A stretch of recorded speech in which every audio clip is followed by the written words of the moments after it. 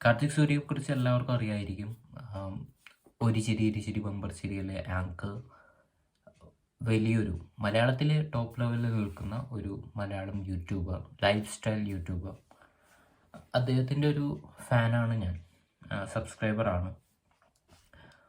ഏകദേശം 2019 തുടങ്ങിയാണ് ഞാൻ ഫോളോ ചെയ്യാൻ തുടങ്ങിയത്. അപ്പോൾ എല്ലാം വളരെ നല്ല ഇഷ്ടമുള്ള ഒരു ക്വാളിറ്റി കോണ്ടൻറ് ക്രിയേറ്ററായിട്ടാണ് എനിക്ക് തോന്നിയിട്ടുള്ളത്. അദ്ദേഹം ഈ വർഷം 2024 അഗ്നികാവടി എടുക്കുന്ന വീഡിയോ സീരീസുമായിട്ട് വന്നിട്ടുണ്ടായിരുന്നു. അതിനെക്കുറിച്ചാണ് എനിക്ക് പറയാനുള്ളത്. അതിൽ എനിക്ക് തോന്നിയ പ്രശ്നങ്ങൾ എന്തൊക്കെയാണെന്നുള്ളത്. സോ ഞാൻ പറഞ്ഞു ഓൾറെഡി 2019 മുതലാണ് ഞാൻ അദ്ദേഹത്തിൻ്റെ വീഡിയോസ് കാണാൻ തുടങ്ങിയെന്ന്. ആദ്യം കണ്ടത് ലൂക്ക് എന്ന് പറയുന്ന ഓസ്ട്രേലിയൻ സിറ്റിസൺ. ആ പയ്യൻ ഇങ്ങോട്ട് വരികയും കാർത്തിക് സൂര്യ തിരുവനന്തപുരം അദ്ദേഹത്തെ ചുറ്റിക്കാണിക്കുകയും അതിനിടയ്ക്ക് ദീപാവലി ആഘോഷിക്കുമ്പോൾ കയ്യിലിരുന്ന് ഗുണ്ടുപൊട്ടി അദ്ദേഹത്തിൻ്റെ ഒരു വിരൽ നഷ്ടമാവുകയും അത് എങ്ങനെ കാർത്തിക് സൂര്യ ഹാൻഡിൽ ചെയ്തു എന്നുള്ളത് കണ്ടിട്ടാണ് ഞാൻ ആക്ച്വലി ഒരു സബ്സ്ക്രൈബർ ആയത്. അപ്പോൾ അങ്ങനെ കണ്ടിട്ട് അതിനുശേഷം ഞാൻ ഈവൻ പഴയ വീഡിയോസ് പോലും തിരഞ്ഞു പിടിച്ചിരുന്ന് കണ്ടിട്ടുള്ള ആളാണ്. കാരണം എന്താണെന്ന് വെച്ചാൽ ഈവൻ ആ ഇഷ്യൂ ആണെങ്കിലും ആ ഇൻസിഡൻ്റ് ആണെങ്കിലും പഴയ വീഡിയോസും പുതിയ വീഡിയോസും ആണെങ്കിൽ പോലും ഒരു ജെന്യൂനിറ്റി ഉണ്ടായിരുന്നു. അദ്ദേഹം ഇങ്ങനെ ഓടിപ്പിടച്ച് ഭയങ്കര എനർജി ആയിട്ട് കാര്യങ്ങൾ ചെയ്യുന്ന ഒരാളാണെങ്കിൽ പോലും ചെയ്യുന്ന കാര്യങ്ങളിൽ ഒരു ജെന്യൂനിറ്റിയും അതിനൊരു ലോജിക്ക് നമുക്ക് ഫൈൻഡ് ഔട്ട് ചെയ്യാനും അദ്ദേഹം അത് എക്സ്പ്ലെയിൻ ചെയ്യുന്നതും വളരെ നല്ല രീതിയിലായിരുന്നു. കുറച്ചുകൂടി ഡീറ്റെയിൽഡ് ആയിരുന്നു, കുറച്ചുകൂടി ക്രിയേറ്റീവ് ആയിരുന്നു. ആൻഡ് നമുക്ക് ചെയ്യാൻ പറ്റാത്ത പല കാര്യങ്ങളും അദ്ദേഹം ആ എനർജിയിൽ, ആ ഒരു എക്സ്ട്രോവേർട്ട് രീതിയിൽ പബ്ലിക്കിലൊക്കെ ചെയ്യുന്നത് കാണാനൊക്കെ ഭയങ്കര രസമായിരുന്നു. സോ മെയിനായിട്ട് ഇതാണ്, റിലേറ്റബിൾ ആയിരുന്നു, കുറച്ചുകൂടി നമ്മുടെ പയ്യൻ എന്ന് തോന്നുന്നൊരു സംഭവം ഉണ്ടായിരുന്നു. ആൻഡ് എക്സ്പ്ലെയിൻ ചെയ്യുന്നു, ഡീറ്റെയിൽഡ് ആയിരുന്നു. ഓരോരോ കാര്യങ്ങൾക്കും അതിൻ്റേതായിട്ടുള്ളൊരു റീസണിങ് അദ്ദേഹം സംവേ ആ വീഡിയോസിൽ തരുമായിരുന്നു. അതുകൊണ്ട് തന്നെ ഇതെന്തുകൊണ്ട് ചെയ്തു എന്ന് പറയുമ്പോൾ അതിനൊരു കാരണം നമുക്ക് ആ വീഡിയോയിൽ നിന്ന് തന്നെ കണ്ടെത്താൻ പറ്റുമായിരുന്നു. അതിനുശേഷം ഒരു 2020-ലാണെന്നോ 2021-ലോ 2022-ലോ ആണെന്ന് തോന്നുന്നു അദ്ദേഹം പോഡ്കാസ്റ്റ് തുടങ്ങി. പിന്നെ കുറച്ചാൾ കഴിഞ്ഞപ്പോൾ അദ്ദേഹം അതിൽ സുഹൃത്തുക്കളായിട്ടുള്ള വിനു ശോഭൻ, അഖിൽ ദാസ്, ശ്രീകാന്ത് ഗോപാൽ എന്നിവരെ ചേർത്തിട്ട് ഒരു ഗ്രൂപ്പ് പോഡ്കാസ്റ്റായിട്ട് കൊണ്ടുവന്നു. അത് കുറച്ചുകൂടി മെച്യൂർ ലെവലിൽ കുറച്ചും കൂടി ബെറ്റർ ആയിരുന്നു. സമൂഹത്തിൽ നടക്കുന്ന അല്ലെങ്കിൽ കുറച്ചുകൂടി ഇവരുടെ തന്നെ പഴയ ഒരു ടോക്സിക് അല്ലെങ്കിൽ വേണ്ടാത്ത രീതിയിലുള്ള സ്വഭാവങ്ങളൊക്കെ ഉണ്ടല്ലോ നമുക്ക് കണ്ടീഷൻഡായിട്ട് കിട്ടുന്നത്, അതിനെക്കുറിച്ചൊക്കെ ക്രിട്ടിസൈസ് അവർ തന്നെ ചെയ്തിട്ട് സമൂഹത്തിൽ നടക്കുന്ന കാര്യങ്ങളെക്കുറിച്ചും അങ്ങനെ തന്നെ വിലയിരുത്തിക്കൊണ്ടുള്ള പല പോയിന്റ് ഓഫ് വ്യൂവിൽ നിന്നുള്ള ഡിസ്കഷൻസ് വളരെ മികച്ച രീതിയിൽ അതിൽ നടന്നിട്ടുണ്ട്. പഴയ കാര്യങ്ങളും നൊസ്റ്റാൾജിയും എല്ലാം തരുന്ന രീതിയിലായിരുന്നു. ആ ജനറേഷനിലുള്ള എല്ലാവർക്കും മാത്രമല്ല പുതിയ ജനറേഷനും എല്ലാം വളരെ ഇൻഫോർമേറ്റീവ് ആയിട്ടുള്ള നൊസ്റ്റാൾജിക് ആയിട്ടുള്ള പല മൂമെൻറ്റ്സും ആ പോഡ്കാസ്റ്റിൽ കൂടെ വന്നിട്ടുണ്ട്. അതുകൊണ്ട് തന്നെ പലപ്പോഴും തോന്നിയിട്ടുള്ളത് കാലത്തിനനുസരിച്ച് ഡെവലപ്പ് ചെയ്തുകൊണ്ട് ആളുകളോട് റിലേറ്റബിളായിട്ട് പോകാൻ പറ്റുന്ന രീതിയിൽ തന്നെ അദ്ദേഹം പോയിട്ടുണ്ടായിരുന്നു. അത് വളരെ ആ ഒരു അപ്ഡേറ്റിംഗ് ടെക്നീക്ക് അല്ലെങ്കിൽ അത്രയും സീരിയസ് ആയിട്ട് യൂട്യൂബിനെയും തൻ്റെ സബ്സ്ക്രൈബേഴ്സിനെയും കാണുന്ന ഒരു യൂട്യൂബർ എന്ന നിലയിൽ വാല്യുബിൾ കണ്ടൻ്റ് ആയിട്ട് എനിക്ക് തോന്നുന്നുണ്ട്. ക്രിയേറ്റീവായിരുന്നു, ഇന്നോവേറ്റീവായിട്ട് ഐഡിയാസ് കൊണ്ടുവരും. ഈവൻ ദോ അത് കുറച്ചൊക്കെ ഷെയ്ഡ്സ് പ്രോമിനൻ്റ് അമേരിക്കൻ യൂട്യൂബേഴ്സായിട്ട് തോന്നുമെങ്കിൽ പോലും അത് വളരെ നല്ല രീതിയിലൂടെ അഡാപ്റ്റ് ചെയ്യുന്നത് കണ്ടിട്ടുണ്ട് മലയാളത്തിൽ. അങ്ങനെയൊക്കെ ഇരിക്കുന്ന ഒരാൾ പെട്ടെന്ന് ഒരു ദിവസം വന്നിട്ട് 2024 ഈ വർഷത്തെ ഒരു സീരീസ് എന്ന് പറഞ്ഞാൽ അഗ്നികാവടി എടുക്കുക എന്നുള്ളതാണ്. അഗ്നികാവടി അല്ല അവിടെ പ്രശ്നം, അല്ലെങ്കിൽ ഇതൊരു ഹിന്ദു മതാചാരമാണ് അതുകൊണ്ട് വിമർശിക്കുന്നു ഉള്ളതല്ല. അഗ്നികാവടി എന്ന് വെച്ചാൽ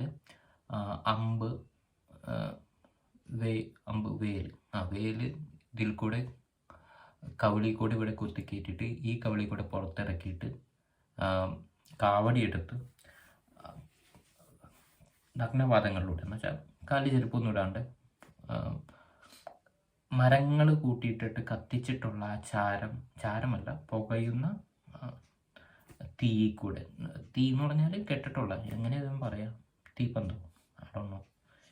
അപ്പോൾ അതിൽ കൂടെ അങ്ങനെ അതിൻ്റെ മുകളിൽ കൂടെ ഒന്നും ഇടാണ്ട് കാലും വെച്ച് നടക്കുക എന്നുള്ളതാണ് ഈ ഏറ്റവും സിംപ്ലസ്റ്റ് ഫോമുല. അതിന് 21 ദിവസത്തെ ആചാരങ്ങളുണ്ട്. വളരെയധികം എന്താ പറയുക, അത്രയും വളരെ എന്താ പറയുക, അദ്ദേഹം പറയുന്നത് പോലെയാണെങ്കിൽ കഷ്ടപ്പെട്ട് അദ്ദേഹം വിശ്വസിച്ച് വളരെയധികം എന്താ പറയുക, ബാക്കി എല്ലാ സംഭവങ്ങളൊക്കെ വിട്ട് അതിൽ തന്നെ കോൺസെൻട്രേറ്റ് ചെയ്യുന്ന സംഭവമാണ്. അത് ചെയ്യുന്നതിലല്ല പ്രശ്നം വന്നിട്ടുള്ളത്. ഈവൻ ഇവർ ഡിസ്കസ് ചെയ്തിരുന്ന കാര്യങ്ങളുണ്ട് പോഡ്കാസ്റ്റിലൊക്കെ. ആൻഡ് ഈവൻ അദ്ദേഹത്തിൻ്റെ വ്ളോഗിൽ തന്നെയാണെങ്കിലും എപ്പോഴും ആ റീസണിങ് ഉണ്ടായിരുന്നു, ആ ജെന്യൂനിറ്റി ഉണ്ടായിരുന്നു, റിലേറ്റബിലിറ്റി ഉണ്ടായിരുന്നു. പെട്ടെന്നൊരു ദിവസം അതിനെയൊക്കെ മറികടന്നുകൊണ്ട് അദ്ദേഹം എന്തിനൊക്കെ കൈൻഡ് ഓഫ് എതിരെ അല്ലെങ്കിൽ ഒരു ക്വസ്റ്റ്യനബിൾ രീതിയിൽ സംസാരിച്ചിട്ടുള്ള കാര്യങ്ങൾ, ലോജിക്കിനൊക്കെ എതിരെയുള്ള കാര്യങ്ങളോട് അത്രയും യോജിക്കാത്ത ഒരാൾ പെട്ടെന്ന് ഒരു ദിവസം ഇത് ചെയ്യണമെന്ന് പറഞ്ഞപ്പോൾ ഉള്ള ഷോക്ക് ഉണ്ടായിരുന്നു. ആൻഡ് അടുത്ത ദിവസം തുടങ്ങി ആ വീഡിയോസ് വന്നുകൊണ്ടിരിക്കുമ്പോൾ ഇതിനൊക്കെ ഓക്കെ ഇദ്ദേഹം ചെയ്യുന്നുണ്ടെങ്കിൽ പോലും ഇതുപോലത്തെ ഉള്ള കാര്യങ്ങളോട് കൂടുതൽ അടുത്ത് നിൽക്കുന്ന പോലെയായി. കംപ്ലീറ്റ് സ്വിച്ചിട്ട പോലെ മാറിപ്പോയതുപോലെ തോന്നി എനിക്ക്. കാരണം പറവക്കാവടിയൊക്കെ അറിയാലോ, ഈ തോളിലും നടുവിലും പിന്നെ കാലിലും ഒക്കെ പിന്നെ തുടയിലൊക്കെ കമ്പിട്ടിറക്കി അതിൽ തൂങ്ങിപ്പോകുന്ന സംഭവങ്ങളൊക്കെ ഉണ്ട്. അതിനെയൊക്കെ കണ്ടിട്ട് ദൈവത്തെ വിളിക്കുകയും ഇതൊന്നും കുഴപ്പമില്ല എന്നുള്ള രീതിയിൽ സംസാരിക്കുകയും ഇതൊന്നും ചെയ്യാത്തവർക്ക് അല്ലെങ്കിൽ ഇത് ഈ പ്രോസസ്സിൽ കൂടെ പോകാത്തവർക്ക് ഇതൊന്നും മനസ്സിലാവില്ല, അത്രയും പറഞ്ഞറിയിക്കാൻ പറ്റാത്തൊരു സാധനമാണെന്നൊക്കെ ഒരു സംഭവമാണ് എന്നൊക്കെ പറയുന്ന ഒരാൾ നമ്മൾ കാണാത്ത ഒരാളെ പോലെ ആയിപ്പോയത്. സോ അത് ആ ഒരു കണക്ഷൻ വിട്ടുപോയ സംഭവം എന്ന് പറയുന്നത് ഭയങ്കര വ്യത്യാസമായിരുന്നു. അതിനെക്കുറിച്ച് ചിന്തിക്കുമ്പോൾ തന്നെ അല്ലെങ്കിൽ അത് കാണുമ്പോൾ തന്നെ നമുക്കെന്തോ കണ്ട ആളല്ലല്ലോ, ഇത് തന്നെയായിരുന്നു നേരത്തെ കാലത്ത് സൂര്യ എന്ന് വിചാരിക്കുന്നു. കാരണം അത്രയും ഒരു ഗെയിം റിലേറ്റഡ് അല്ലെങ്കിൽ കുറച്ചുകൂടി ജെന്യൂൻ ആയിട്ടുള്ള കോണ്ടന്റ്, ക്രിയേറ്റീവ് ആയിട്ടുള്ള കോണ്ടന്റ് ഒക്കെ എടുത്തിരുന്ന ആൾ പെട്ടെന്ന് ഇങ്ങനത്തെ ഒരു ഫേസിലോട്ട് മാറുമ്പോൾ ആ റീസണിങ് കിട്ടുന്നില്ല, ആ ലോജിക്ക് കിട്ടുന്നില്ല എന്തുകൊണ്ടാണ് മാറിയെന്നുള്ളത്. ഇതേ സംഭവം തന്നെ അദ്ദേഹം ഇയർ ഫസ്റ്റിന് അല്ലെങ്കിൽ ആദ്യമായി തുടങ്ങുന്നതിന് മുമ്പ് അദ്ദേഹം പറയുകയായിരുന്നു, പല പ്രശ്നങ്ങളിലൂടെ പോകുന്ന ഒരാളാണ് ഞാൻ, കഴിഞ്ഞ വർഷം അത്രയും സുഖകരമായിട്ടുള്ളതായിരുന്നില്ല. സോ എനിക്ക് സ്പിരിച്വാലിറ്റിയിൽ കുറച്ചും കൂടി ഇൻട്രസ്റ്റ് വരുന്നു. അതിൽ ഈ കാര്യങ്ങൾ ഇപ്പോൾ പണ്ട് ഞാൻ വേൽക്കാവടി എടുത്തിട്ടുള്ളതാണ്. വേലെന്ന് പറഞ്ഞാൽ ശൂലം കുത്തിക്കയറ്റുക എന്നുള്ളത്. സോ അത് ചെയ്തിട്ടുള്ള ഒരാളായിരുന്നു ഞാൻ. അതുകൊണ്ട് തന്നെ ആ ഒരു ഫുൾ പ്രോസസ്സിലൂടെ ഒന്നുകൂടി പോകണമെന്നുണ്ട്. അത് ലോജിക്കൊന്നും ഞാനിപ്പോൾ ചിന്തിക്കുന്നില്ല. കുറച്ചുകൂടി എൻ്റെ ഒരു ജീവിതത്തിൽ അത് വന്നു കഴിഞ്ഞാൽ കുറച്ചും കൂടി ശാന്തിയും ഈ പ്രശ്നങ്ങളൊക്കെ ഒന്ന് ഒഴിയുമോ എന്നുള്ളൊരു ചിന്ത വന്നിട്ടുണ്ട്. ചിലപ്പോൾ വയസ്സായതിൻ്റെ ആവാം, എന്താണെങ്കിലും.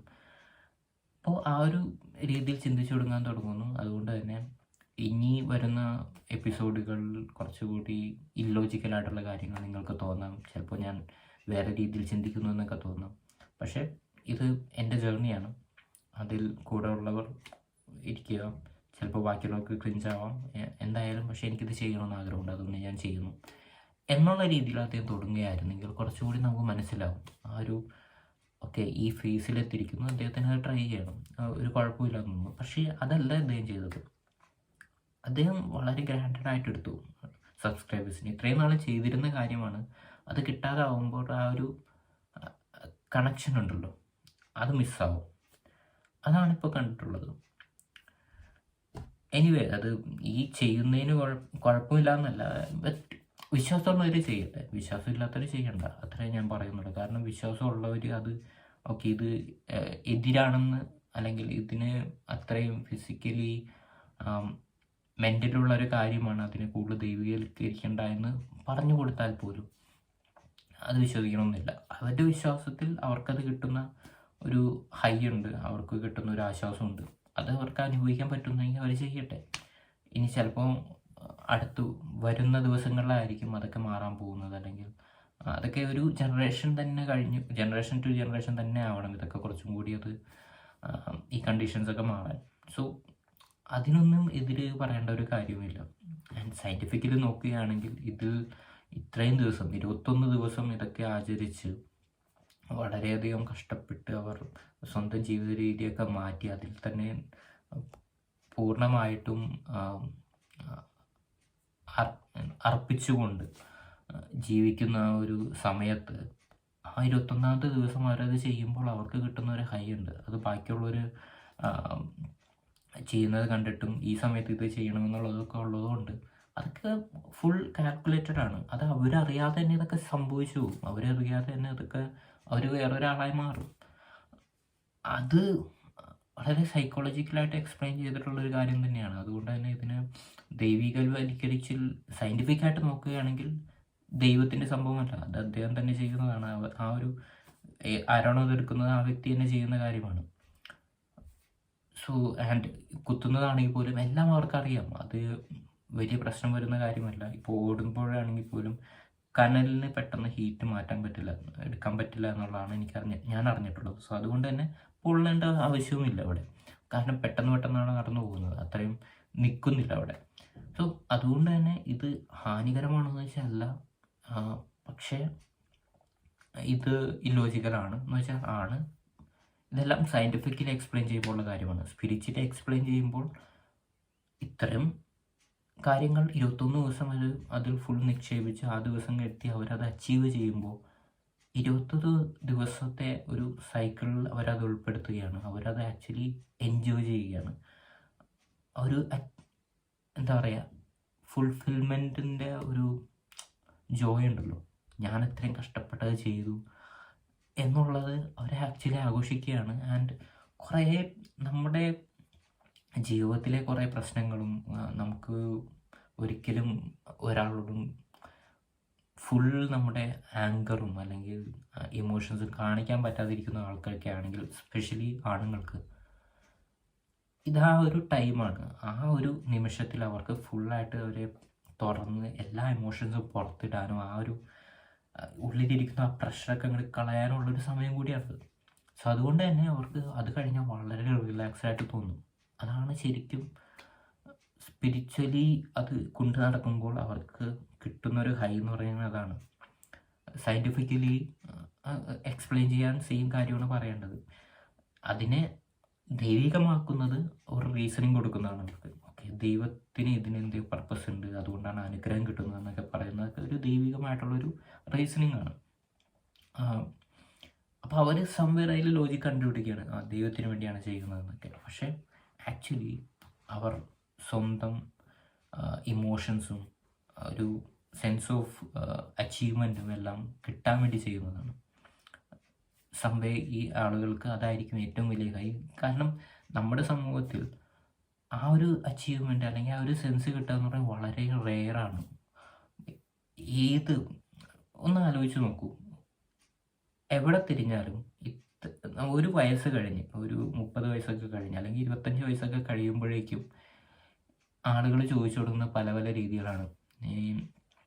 ഈവൻ കോളേജിൽ നിന്ന് അല്ലെങ്കിൽ സ്കൂളിൽ നിന്നൊക്കെ തുടങ്ങുമ്പോൾ തന്നെ മാർക്കില്ലേ, അല്ലെങ്കിൽ കോളേജ് കഴിയുമ്പോൾ ജോലിയില്ലേ, അത് ഒരു 30 വയസ്സാകുമ്പോഴേക്കും കല്യാണമായില്ലേ, കല്യാണം കഴിച്ച് കഴിഞ്ഞാൽ കുട്ടികളില്ലേ, കുട്ടികളെ രണ്ടാമത്തെ കുട്ടിയുണ്ട്, പിന്നെ അത് കഴിഞ്ഞാൽ നിങ്ങൾക്ക് വീടില്ലേ.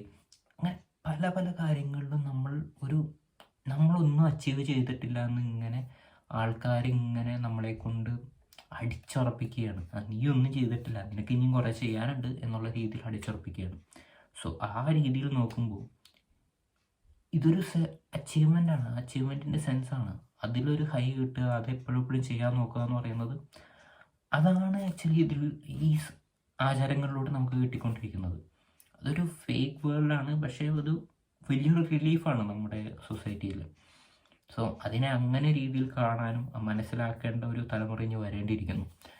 ആൻഡ് അത് ആക്ച്വൽ ലൈഫിൽ എങ്ങനെ അത് റിയലായിട്ട് ആ ഒരു സെൻസ് ഓഫ് അച്ചീവ്മെൻറ്റ് കിട്ടുക എന്നുള്ളതും ഇനി അന്വേഷിക്കേണ്ട ഒരു കാര്യമാണ്. അത് വരും തലമുറ ഇനി അത് കുറച്ചും കൂടി മനസ്സിലാക്കി അതുപോലത്തെ ഒരു സമൂഹവും അതുപോലത്തെ ഒരു ലോകവും നമുക്ക് വേണ്ടി കെട്ടിപ്പടുത്തട്ടെ, അല്ലെങ്കിൽ അവർക്ക് വേണ്ടി കെട്ടിപ്പടുത്തട്ടെ എന്ന് വിചാരിക്കുന്നു. സോ അതാണ് ആക്ച്വലി എനിക്കിതിൽ പറയാനുള്ളത്. കാർത്തിക് സൂര്യ എന്ന് പറയുന്ന വ്ളോഗ്സ് ഇനി കാണുമെന്ന് വെച്ചാൽ കാണുമായിരിക്കും. നല്ല ക്വാളിറ്റി കോണ്ടൻറ്റ് ക്രിയേറ്റ് ചെയ്യുകയാണെങ്കിൽ ഒബ്വിയസ്ലി കാണും. മാത്രമല്ല എനിക്ക് കൂടുതൽ കാണാൻ ആഗ്രഹമുള്ളത് കുറച്ചുകൂടി ഗെയിം ബേസ്ഡ് ആയിട്ടുള്ള അല്ലെങ്കിൽ ഒരു ഇവൻറ്റ് ബേസ്ഡ് ആയിട്ടുള്ള കാര്യങ്ങളൊക്കെ അദ്ദേഹം ചെയ്യുന്നതാണ് റാദർ ദാൻ ഈ ഡെയിലി വ്ളോഗ്സ് എന്ന് പറയുന്നത്. അതിൽ കുറച്ചും കൂടി പർപ്പസ്ഫുള്ളായിരിക്കും അദ്ദേഹം, കുറച്ചുകൂടി ഫോക്കസ്ഡ് ആയിരിക്കും. മറ്റേതെന്ന് വെച്ചാൽ റാൻഡംലി ചെയ്യുന്ന കാര്യങ്ങളാണ്. ആൻഡ് ഇൻ്റർനെറ്റ് പോഡ്കാസ്റ്റ് പോലെ ഇനി ഓൾഡ് സ്കൂൾ ബോയ്സിൻ്റെ ആ കൂട്ടുകാരുടെ വേറൊരു ചാനലുണ്ട് കുക്കിംഗ് ചെയ്യുന്നത്. അവരുടെ ഒരു പോഡ്കാസ്റ്റ് തുടങ്ങിയാലും നന്നായിരിക്കും മേ ബി, അല്ലെങ്കിൽ അവരത് തന്നെ കണ്ടിന്യൂ ചെയ്താലും നന്നായിരിക്കും. ടു ബി ഫ്രാങ്ക് അവരുടെ ചാനൽ കുറച്ചും കൂടി എൻ്റർടൈനിങ് ആണ്, നിങ്ങൾ വേണമെങ്കിൽ ചെക്കൗട്ട് ചെയ്യുക. ആൻഡ് ഇതിനിടക്ക് പറയാനുള്ളതെന്ന് വെച്ചാൽ FRK വ്ളോഗ്സ് എന്ന് പറയുന്ന ചാനലിൽ നിഖിൽ ആൻഡ് അനുഭവ് ഇവരുടെ കാർത്തിക് സൂര്യയുടെ പണ്ടത്തെ കൂട്ടുകാരി. അപ്പോൾ നിഖിൽ എസ്പെഷ്യലി പുള്ളി വന്നിട്ട് ഇരുന്നിട്ട് കുറേ കുറ്റം പറഞ്ഞിട്ടുള്ള അത് കുറച്ചാൾ മുമ്പ് കാർത്തിക് സൂര്യയെ കുറിച്ച്. അപ്പോൾ അതൊക്കെ സത്യം എന്ന് പറയുന്ന കുറേ പേരുണ്ട്. പക്ഷേ എനിക്ക് തോന്നിയിട്ടുള്ളത് ഇത് ഇപ്പോൾ കാർത്തിക് സൂര്യ അങ്ങനെയാണോ അല്ലയോ എന്നൊന്നും എനിക്കറിയില്ല. പക്ഷേ ഒരു കൂട്ടുകാരൻ്റെ കൂടെ കുറേ നാൾ നടന്നിട്ട് ഒരു പ്രശ്നത്തിൻ്റെ പേരിൽ അതിൽ നിന്ന് മാറി നിൽക്കുമ്പോൾ വേറെ അവരുടെ സ്വന്തം ചാനലിൽ ചെന്നുകൊണ്ട് ആ കുറ്റങ്ങളെല്ലാം എടുത്ത് പറഞ്ഞുകൊണ്ട് അവൻ വൃത്തിയായിട്ടാണ് മറ്റേതാണ് മറിച്ചാണെന്നൊക്കെ പറഞ്ഞുകൊണ്ട് അതിൽ നിന്ന് വ്യൂസും മേടിച്ചുകൊണ്ടിരിക്കാനും എന്ന് പറയുന്നത് നമ്മുടെ നാട്ടിലൊക്കെ കാണുന്ന ഈ ഗോസിപ്പും കുശുമ്പും കുന്നായ്മയൊക്കെ പറയുന്ന രീതിയിൽ അത് മാത്രമായിട്ടാണ് എനിക്ക് തോന്നിയിട്ടുള്ളത്. സോ അത് വന്നിട്ട് പല സ്ഥലത്തും ചെന്ന് എഴുതേണ്ട കാര്യമൊന്നുമില്ല. FRK പറഞ്ഞത് കറക്റ്റായിരുന്നു എന്നൊക്കെ.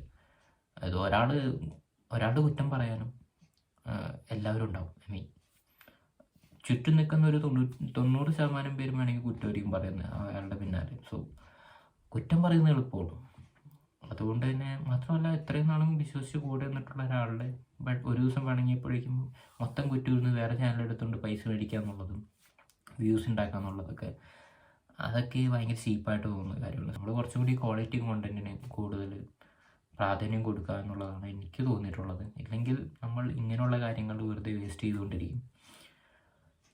സോ അതൊക്കെയാണ് എനിക്ക് പറയാനുള്ളത്. എന്തോ ഇന്നലത്തെ ആ വീഡിയോ കണ്ടപ്പോൾ ഇതൊക്കെ പറയണമെന്ന് തോന്നി. മാത്രമല്ല കാർത്തിക് സൂര്യ എന്ന് പറയുന്ന ഒരാൾ നല്ല പൊട്ടൻഷ്യൽ ഉള്ള ഒരാളാണ്.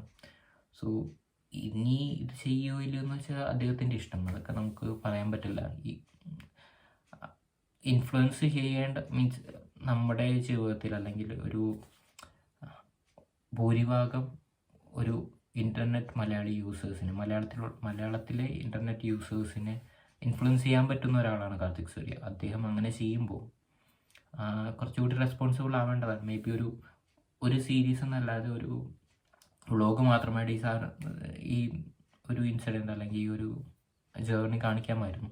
അത് ചെയ്യാതെ അദ്ദേഹം ഒരു ഫുൾ സീരീസ് ആക്കി ആൻഡ് വെറുതെ അതിനിടയ്ക്ക് കുറച്ച് എന്താ പറയുക ഇതിനെയൊക്കെ കുറച്ചുകൂടി എക്സ്പ്ലെയിൻ ചെയ്ത് മനസ്സിലാക്കിപ്പിക്കാൻ നോക്കി, റാദർ ദാൻ എന്തിനാ അദ്ദേഹം അത് ചെയ്യുന്നു എന്നുള്ളത് പറയാതെ.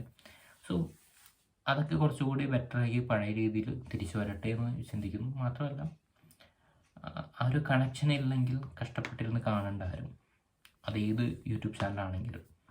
സോ മാത്രമല്ല കോണ്ടന്റിന് കൂടുതൽ പ്രാധാന്യം കൊടുക്കുക, ആ വ്യക്തിയിൽ കൂടുതൽ റിലേ ചെയ്യാതെ ആരാണോ കൂടുതൽ നല്ല കോണ്ടന്റ് വരുന്നത് അതുമാത്രം കാണുക.